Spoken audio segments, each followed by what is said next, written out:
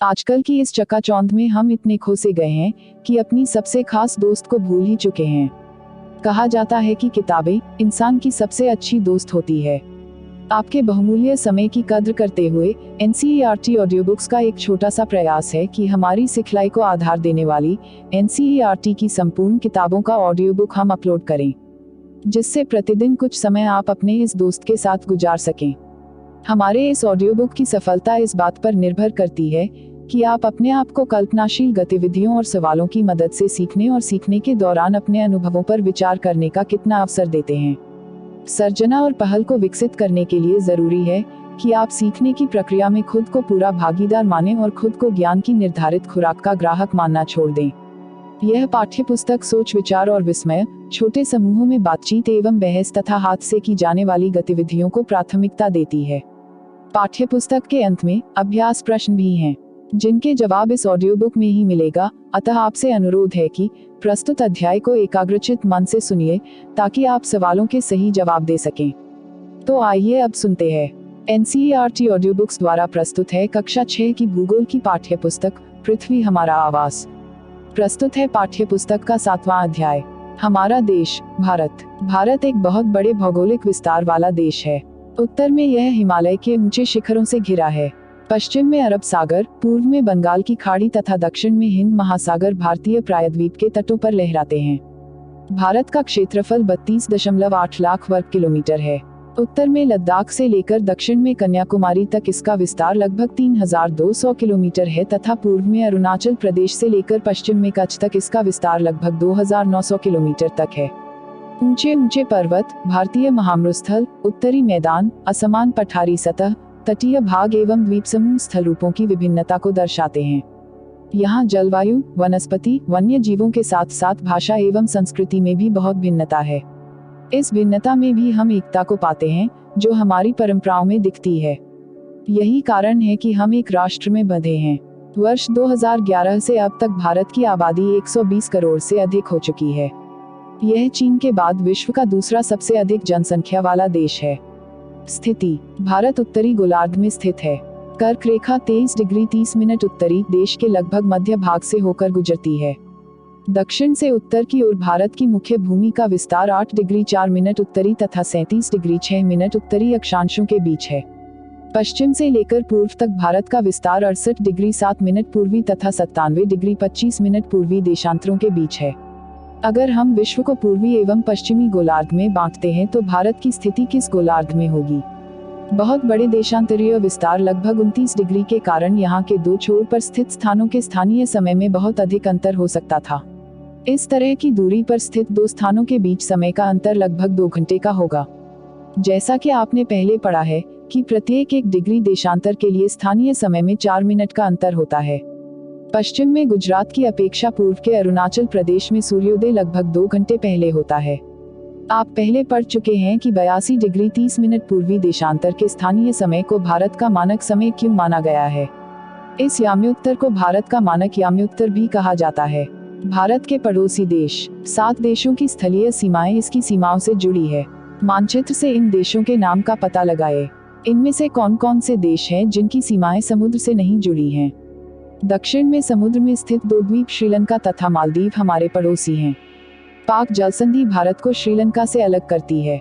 राजनीतिक एवं प्रशासनिक विभाजन: भारत एक विशाल देश है। प्रशासनिक क्रियाकलापों के लिए देश को 28 राज्यों एवं 8 केंद्र शासित प्रदेशों में बांटा गया है। दिल्ली भारत की राजधानी है। राज्यों का निर्माण मुख्यतः भाषाओं के आधार पर हुआ है।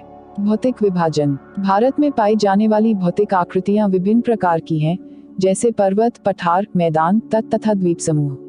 उत्तर में बर्फ से ढका हिमालय संतरी का कार्य करता है। हिमधन आलय का मतलब होता है बर्फ का घर। हिमालय पर्वत को 3 मुख्य समानांतर श्रृंखलाओं में बांटा जाता है। सबसे उत्तर में स्थित श्रृंखला को वृहत हिमालय या हिमाद्री कहते हैं। इसी श्रृंखला में विश्व की सबसे ऊंची शिखर हैं। मध्य हिमालय या हिमाचल हिमाद्री के दक्षिण में स्थित है। बहुत से लोकप्रिय पहाड़ी स्थान यहाँ स्थित हैं। 5 पहाड़ी स्थानों के नाम का पता लगाएं। शिवालिक सबसे दक्षिण में स्थित श्रृंखला है। हिमालय के दक्षिण में भारत का उत्तरी मैदान स्थित है। ये मैदान समतल तथा सपाट हैं। ये मैदान सिंधु, गंगा, ब्रह्मपुत्र तथा इनकी सहायक नदियों के द्वारा लाए गए जलोढ़ निक्षेपों से बने हैं। नदियों के ये मैदान कृषि के लिए उपजाऊ भूमि प्रदान करते हैं। यही कारण है कि इन मैदानों में जनसंख्या अधिक है। भारत के पश्चिमी भाग में भारतीय महामरुस्थल स्थित है। यह शुष्क, गर्म तथा रेतीला स्थल है। यहाँ वनस्पति की मात्रा बहुत कम है। उत्तरी मैदानों के दक्षिण में प्रायद्वीपीय पठार स्थित है। इसकी आकृति त्रिभुजाकार है। इसका धरातल काफी ऊंचा नीचा है। इस क्षेत्र में बहुत सी पहाड़ी श्रृंखलाएं तथा घाटियां स्थित हैं। इसके उत्तर पश्चिम में अरावली श्रृंखला स्थित है, जो विश्व की सबसे पुरानी श्रृंखला है। विंध्य एवं सतपुड़ा भी महत्वपूर्ण श्रृंखलाएं हैं। इन श्रृंखलाओं से होकर नर्मदा तथा तापी नदियां बहती हैं। ये पश्चिम की तरफ बहने वाली नदियां हैं, जो अरब सागर में गिरती हैं। इस पठार के पश्चिम में पश्चिमी घाट या सह्याद्री तथा पूर्व में पूर्वी घाट स्थित है। पश्चिमी घाट का विस्तार एक समान रूप में है, जबकि पूर्वी घाट बीच बीच में टूटा हुआ तथा असमान है। इन पठारों में खनिजों जैसे कोयला एवं लौह अयस्क की प्रचुरता है। पश्चिमी घाट के पश्चिम में तथा पूर्वी घाट के पूर्व में तटीय मैदान स्थित हैं। पश्चिम तटीय मैदान काफी संकरे हैं। पूर्वी तटीय मैदान अपेक्षाकृत चौड़े हैं। वहाँ पूर्व की ओर बहने वाली कई नदियां हैं। महानदी, गोदावरी, कृष्णा तथा कावेरी बंगाल की खाड़ी में गिरती हैं। ये नदियां अपने मुहाने पर उपजाऊ डेल्टा का निर्माण करती हैं।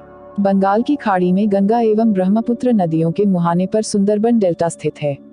जलोढ़ निक्षेप ये नदियों के द्वारा लाई गई बहुत महीन मिट्टी होती है तथा नदी बेसिन में निक्षेपित कर दी जाती है। प्रायद्वीप स्थल का वह भाग है जो 3 तरफ से जल से घिरा होता है। भारत में 2 द्वीप समूह भी हैं। लक्षद्वीप द्वीप समूह अरब सागर में स्थित हैं। ये केरल के तट से कुछ दूर स्थित प्रवाल द्वीप हैं। अंडमान एवं निकोबार द्वीप समूह भारत से दक्षिण पूर्व दिशा में बंगाल की खाड़ी में स्थित हैं। क्या आप जानते हैं कि कौन सा द्वीप समूह वर्ष 2004 में सुनामी से प्रभावित हुआ था? समाचार पत्रों तथा लोगों से बातचीत के जरिए जानकारी प्राप्त कीजिए कि जब सुनामी भारतीय तट से टकराई थी तो किस प्रकार लोगों ने अलग अलग तरीके से इस चुनौती का सामना किया था। सुनामी एक विशाल सागरीय तरंग है जो समुद्र तल पर भूकंप के कारण उत्पन्न होती है। क्या आप जानते हैं, प्रवाल छोटे समुद्री जंतुओं के कंकाल हैं जिसे पॉलिप कहा जाता है। जब जीवित पॉलिप मरते हैं तब उनका कंकाल बच जाता है। अन्य पॉलिप की वृद्धि इन ठोस कंकालों के ऊपर होती है, जो बढ़ते बढ़ते काफी ऊंचे होते जाते हैं तथा इस प्रकार प्रवाल द्वीपों का निर्माण करते हैं। सहायक नदियां एक नदी या सरिता जो कि मुख्य नदी में किसी भी तरफ से आकर मिलती है तथा अपने जल को मुख्य नदी में विसर्जित करती है। चित्र 6.1। क्या आप जानते हैं, गंगा एवं ब्रह्मपुत्र नदियां विश्व के सबसे बड़े डेल्टा का निर्माण करती हैं, जिसे सुंदरबन डेल्टा कहा जाता है। इस डेल्टा की आकृति त्रिभुजाकार है। डेल्टा स्थल का वह भाग है जो नदी के मुहाने पर बनता है। जहां नदियां समुद्र में प्रवेश करती हैं उस जगह को नदी का मुहाना कहा जाता है। आओ कुछ करके सीखें। बहुत सी लड़कियों का नाम नदियों के नाम पर होता है, जैसे यमुना, मंदाकिनी तथा कावेरी। क्या आप अपने आसपास की किसी लड़की को जानते हैं जिसका नाम किसी नदी के नाम पर है? अपने माता पिता तथा दूसरों की सहायता से इस प्रकार के नामों की एक सूची तैयार करें। क्या आप जल से संबंधित दूसरे नाम भी ढूंढ सकते हैं, जैसे शबनम? क्या आप जानते हैं, बड़े देश जिनका विस्तार पूर्व से पश्चिम की ओर बहुत अधिक होता है, वहां पूरे देश का मानक समय एक नहीं होता है। संयुक्त राज्य अमेरिका में 7 एवं कनाडा में 6 मानक समय हैं। क्या आपको पता है कि रूस में कितने मानक समय हैं? इसी के साथ 8 अध्याय वाली प्रस्तुत पुस्तक का 7वां अध्याय यहाँ समाप्त हुआ। आपने कितना सीखा यह जानने के लिए आगे दिए गए प्रश्नों का आपको उत्तर देना है, जिसके माध्यम से आपको दोबारा रिवीजन करने में मदद मिलेगी। इन सवालों का जवाब आप नीचे कमेंट बॉक्स में भी दे सकते हैं। अभ्यास: निम्नलिखित प्रश्नों के उत्तर संक्षेप में दीजिए। पहला सवाल, भारत को कितने भौतिक भागों में विभाजित किया जा सकता है? उनके नाम लिखिए। दूसरा सवाल, भारत की स्थलीय सीमा 7 देशों से जुड़ी है। उनके नाम लिखिए। तीसरा सवाल, कौन सी 2 प्रमुख नदियां अरब सागर में गिरती हैं? चौथा सवाल, गंगा एवं ब्रह्मपुत्र के द्वारा बनाए गए डेल्टा का नाम लिखिए। पांचवा सवाल, भारत में कितने राज्य तथा कितने केंद्र शासित प्रदेश हैं? किन राज्यों की राजधानी एक ही है? छठा सवाल, उत्तरी मैदानों में अधिक जनसंख्या में निवास करती हैं, क्यों? सातवां सवाल, लक्षद्वीप को प्रवाल द्वीप कहा जाता है, क्यों? सही उत्तर चिन्हित कीजिए। पहला सवाल, हिमालय के सबसे दक्षिणी भाग को क्या कहा जाता है? क, शिवालिक। ख, हिमाद्री। ग, हिमाचल। दूसरा सवाल, सह्याद्री को अन्य किस नाम से जाना जाता है? क, अरावली। ख, पश्चिमी घाट। ग, हिमाद्री। तीसरा सवाल, पाक जलसंधि किन देशों के बीच स्थित है? क श्रीलंका तथा मालदीव। ख भारत तथा श्रीलंका। ग भारत तथा मालदीव। चौथा सवाल, अरब सागर में स्थित भारतीय द्वीप समूह कौन से हैं? क अंडमान एवं निकोबार द्वीप समूह। ख लक्षद्वीप द्वीप समूह। ग मालदीव। पांचवा सवाल, भारत की सबसे पुरानी पर्वत श्रृंखला कौन सी है? क अरावली। ख पश्चिमी घाट। ग हिमालय। उम्मीद करते हैं आपने प्रस्तुत अध्याय को ध्यानपूर्वक सुना और सवालों के सही जवाब भी दे दिए। अगर ये ऑडियो आपको पसंद आ रहे हैं तो इस ऑडियो को उन्हें भी शेयर करें जिसको इसकी जरूरत है, ताकि वो भी किताबों की दुनिया में सैर कर सके। अब हम आपसे मिलेंगे इसी पाठ्यपुस्तक के 8वें अध्याय, जिसमें हम पढ़ेंगे भारत, जलवायु, वनस्पति तथा वन्य प्राणी के बारे में। तब तक के लिए खुश रहिए, मस्त रहिए और खूब मन लगाकर पढ़ाई कीजिए। जय हिंद, जय भारत।